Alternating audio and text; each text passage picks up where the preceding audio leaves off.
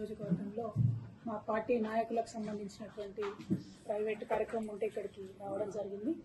మరి గౌరవనీయులు మాజీ శాసనసభ్యులు మా పార్టీ సీనియర్ మోస్ట్ నాయకులు బాజిరెడ్డి గోవర్ధన్ అన్న గారు, మేము స్థానిక నాయకులందరం కూడా మరి వాళ్ళ నిజామాబాద్లో కాంగ్రెస్ పరిపాలనలో ఏం జరుగుతున్నదనే విషయాన్ని చర్చ చేస్తూ ఉన్నాం. చాలా బాధాకరంగా ఉన్నది. ఒకప్పుడు నీటితోని నిండు కుండలాగా మంచి గాథల నిండా వడ్లుండి 10 ఏళ్ళు సిరులను వెదజల్లినటువంటి నిజామాబాద్ జిల్లాలో ఇవాళ రైతులు మళ్ళా యూరియా కోసం లైన్లు కట్టే పరిస్థితి, మళ్ళా కరెంట్ ఎప్పుడు ఉంటుందా ఎప్పుడు పోతుందా అని ఆలోచన చేసే పరిస్థితి, ప్యాకేజ్ 22 కాళేశ్వరం కంప్లీట్ కానటువంటి పరిస్థితి, ఏ చెరువుకు కూడా ఎక్కడ కూడా ఏ ఒక్క ఆఫీసర్ కానీ నాయకుడు కానీ వచ్చి పట్టించుకోని పరిస్థితి, మొన్నటి బతుకమ్మ అయితే కనీసం చెర్లకాడ చెత్త తీసి లైట్ పెట్టలేనటువంటి పరిస్థితి, ఏ ఒక్క చిన్న పని కూడా ఏదైతే అవ్వకు తాతకు పెన్షన్ ఇస్తామని చెప్పిండ్రో ఎవరికి కూడా పెన్షన్ డబుల్ చేయని పరిస్థితి. ఇప్పటికీ గవే కేసీఆర్ ఇచ్చిన పైసలు వస్తున్నాయి తప్పితే కొత్తగా కాంగ్రెస్ వాళ్ళు వచ్చి ఇస్తున్నటువంటి డబ్బులు ఏమీ లేవు. ఇవాళ బీడీ కార్మికులు చాలా పెద్ద ఎత్తున ఉంటారు నిజామాబాద్ రూరల్ నియోజకవర్గంలో. వాళ్ళందరూ కూడా అడుగుతూ ఉన్నారు, ఇదేం పరిస్థితి, మరి ఇది ఎక్కడిది, మాకు పెంచుతామని చెప్పి పెంచలేదేందని. అదేవిధంగా ఆడబిడ్డలు 18 ఏళ్ళు దాటిన వాళ్ళందరూ కూడా ఇప్పటివరకు బాజిరెడ్డి అన్న గారు చెప్పినట్టు మరి మాకు చెప్పిన 2500 ఏవి అని చెప్పి ప్రశ్నించేటటువంటి పరిస్థితులు.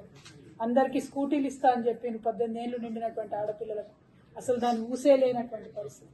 అంటే అలవి కానీ హామీలు ఇచ్చి ప్రజలను మోసం చేసి నిన్నటికి నిన్న గౌరవనీయులు మన స్పీకర్ గారు, అసెంబ్లీ స్పీకర్ గారు మాట్లాడుతున్నారు, మేము ఆర్థిక పరిస్థితి తెలిసి తెలియక వాగ్దానం చేసినామంట.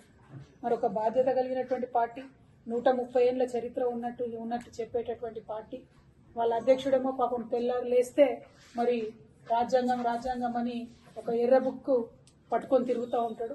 మరి అటువంటి పార్టీ వారెట్లా మోసం చేస్తారు ప్రజల్ని? అంటే ముందు తెలంగాణ ఇస్తామని చెప్పి ఎట్లయితే మనల్ని మోసం చేసిరో, అంతకుముందు తెలంగాణ ప్రజలు అమాయకం అని చెప్పి మనల్ని తీసుకుపోయి ఆంధ్రాలో కలిపి ఎట్లా మోసం చేసిండ్రో ఇవాళ కూడా కాంగ్రెస్ పార్టీ అదే ఒరగబడిని కొనసాగిస్తుంది తప్పితే ఇంకోటి కాదు. అంటే కాంగ్రెస్ చరిత్ర మొత్తం కూడా మోసాల చరిత్ర అని చెప్పి, దగా చరిత్ర అని చెప్పి మళ్ళొకసారి రుజువు చేస్తూ ఉన్నారు. నిన్న మొన్న మనం చూసినాం, 4 రోజులు గ్రామ సభలను పెడితే ప్రజలు నిలదీసి అధికారులను వెలగొడితే మరి భయంకరమైనటువంటి మళ్ళా తెలంగాణ ఉద్యమకాలం నాటి పరిస్థితులు అన్ని పల్లెలలో కూడా మనం చూసినాం.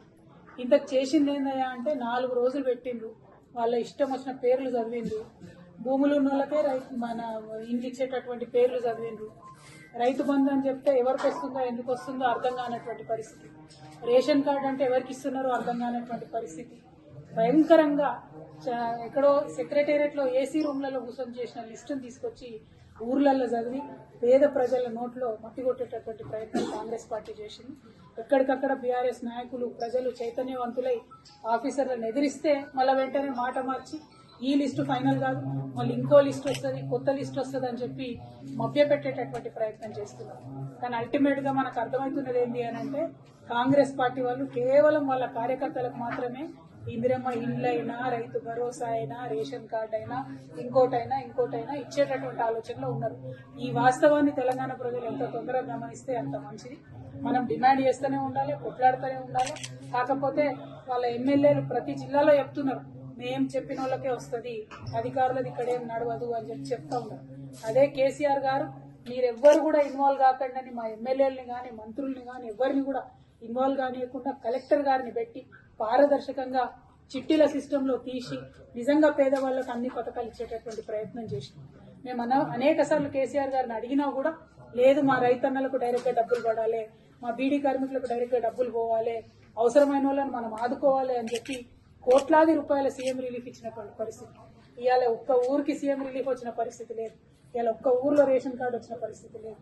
ఇటువంటి పరిస్థితులు ఉంటే మరి తెలంగాణ ఒక 100 ఏళ్లు వెనుకపోతుంది తప్పితే ముంగట పడుతున్నటువంటి పరిస్థితి కనబడతలేదు.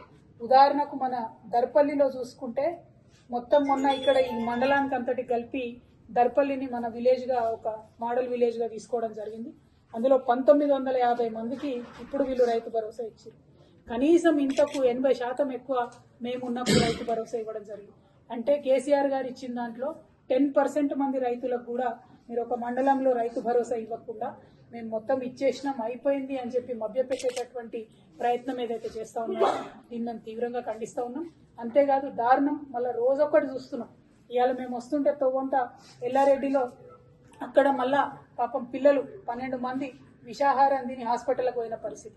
అంటే కనీసం కేసీఆర్ గారు పెట్టిన స్కూళ్ళు కూడా నడుపుకోలేకపోతున్నటువంటి పరిస్థితి ఈ ప్రభుత్వాన్ని చూస్తూ ఉన్నాయి.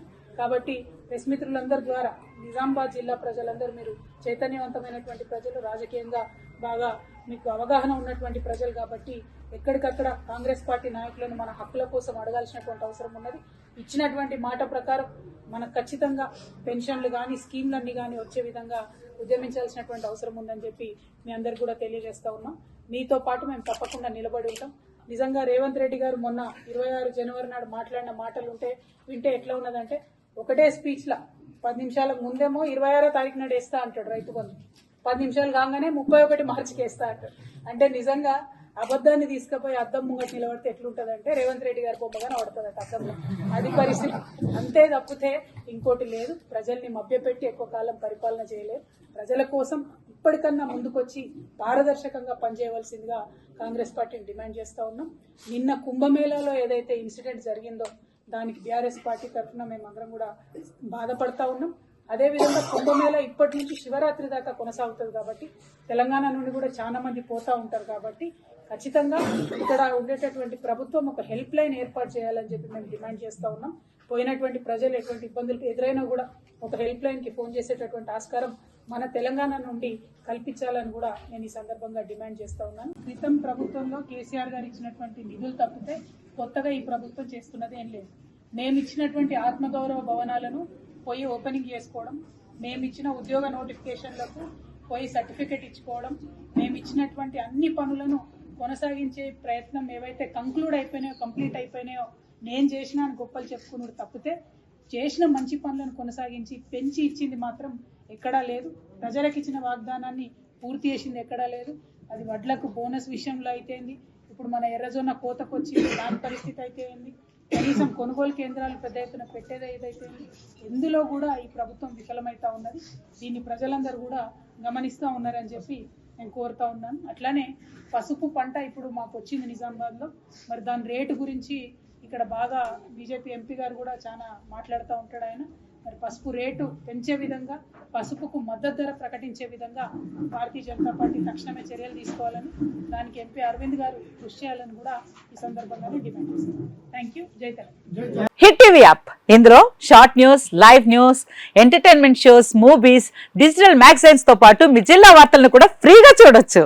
అంతేకాదు కేజీ నుంచి పీజీ వరకు విద్యార్థులకు స్కాలర్షిప్ కూడా అందిస్తున్నాం.